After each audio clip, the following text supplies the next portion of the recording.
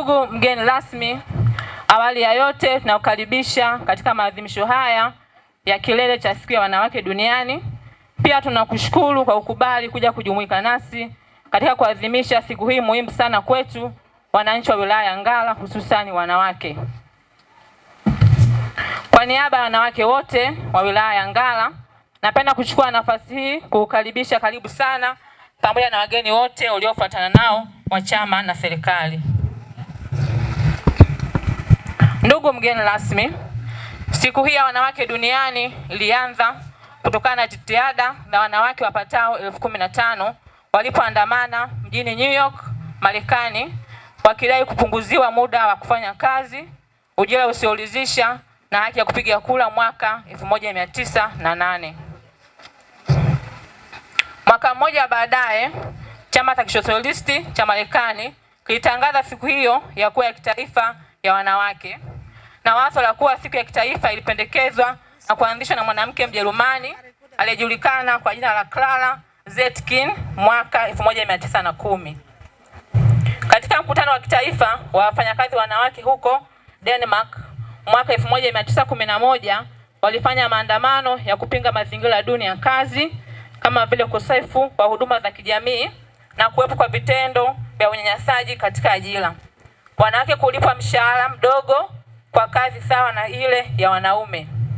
Hivyo uamuzi wa Umoja wa Mataifa wa kuanzisha siku ya wanawake duniani ulitokana na ukweli kwamba masuala ya haki, maendeleo na usawa wa jinsia yalihitaji msukumo maalum na wa kipekee kutoka ndani ya jamii.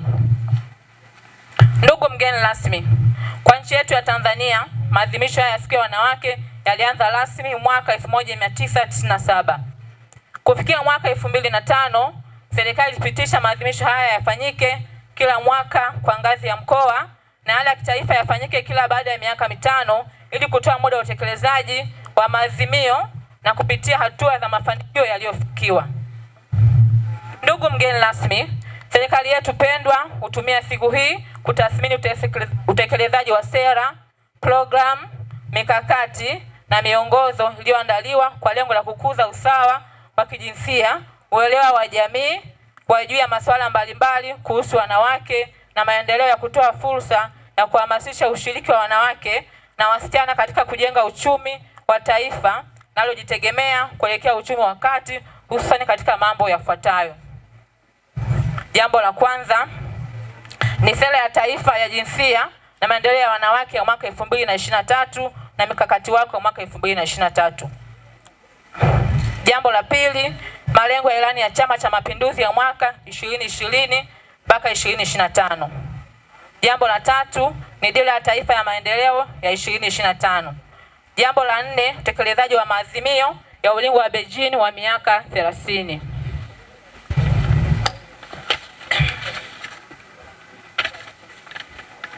Jambo la tano ni ajenda 2030 ya malengo ya maendeleo endelevu, hususan lengo namba 5 linalohusu uwezeshaji wa wanawake kiuchumi na ajenda ya maendeleo ya bara la Afrika tuitakayo ya 2063. Jambo la 6 ni dira ya maendeleo ya taifa ya 2050. Ndugu mgeni rasmi, katika wilaya yetu ya Ngara, juhudi mbalimbali zinazofanywa na serikali, wadau mbalimbali wa maendeleo na watu binafsi katika kuleta usawa wa kijinsia zinaendelea kuleta mafanikio chanya kadha wa kadha, ikiwemo namba 1, wanawake kushika na kugombea nyadhifa mbalimbali za uongozi katika ngazi za chini na za juu kitaifa na kimataifa.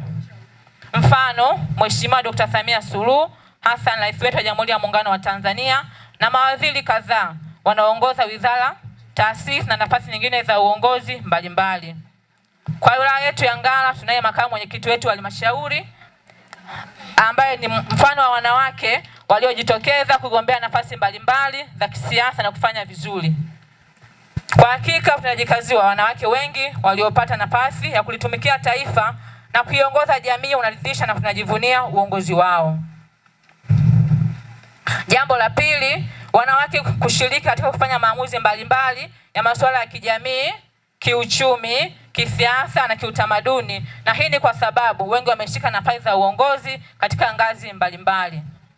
Uwezo wa kufanya hili umeanzia katika ngazi ya familia zetu na watoto wa kike wanazidi kujengewa uwezo.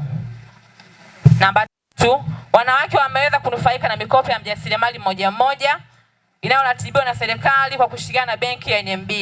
Mpaka sasa jumla ya shilingi milioni 29 na laki 5 limetolewa kwa wanawake wajasiriamali 11.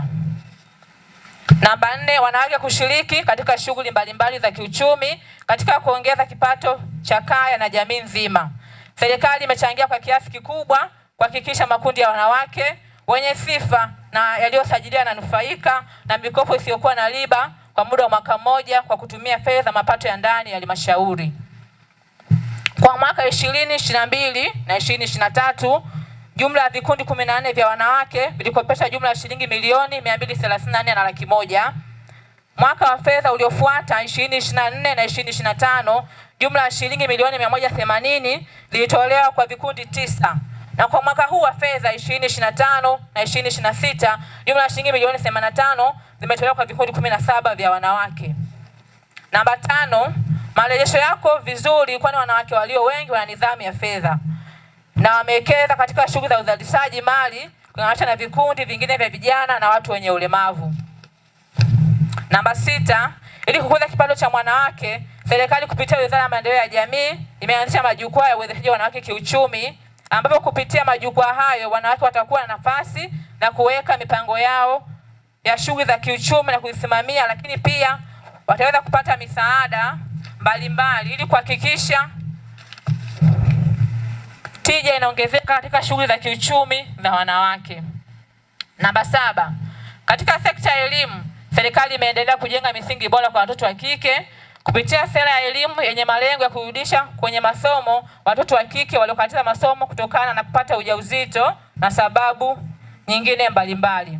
Hii imesaidia kurejesha tumaini kwa watoto wa kike ambapo hapo awali wamekuwa wakipoteza ndoto zao na kushindwa kufikia malengo. Namba 7, wadau mbalimbali yakiwemo mashirika yasiyo kiserikali kama vile Muhola, Kosido, Washenga na wengineo wamekuwa wakitoa misaada ya kisheria kwa jamii hasa wajane na watoto yatima pale wanapodhulumiwa mali baada ya mzazi mmoja au wazazi wote kufariki. Elimu hii imesaidia watu wengi na kesi imepungua kulinganisha na miaka ya nyuma. Namba 9, kwa kuzingatia kauli mbiu ya mwaka huu isemayo haki kwa wanawake na wasichana, msingi wa maendeleo jumuishi kufikia dira 2050, kauli mbiu hii inasisitiza umuhimu wa kuongeza juhudi katika kuhakikisha haki, usawa na uwezeshaji kwa wanawake na wasichana ifikapo mwaka 2050. Inalenga kupigania haki za wanawake na wasichana, kuhakikisha wanapata fursa sawa katika maeneo mbalimbali kama elimu, ajira, uongozi na kuwawezesha kiuchumi na kijamii kufikia maendeleo endelevu.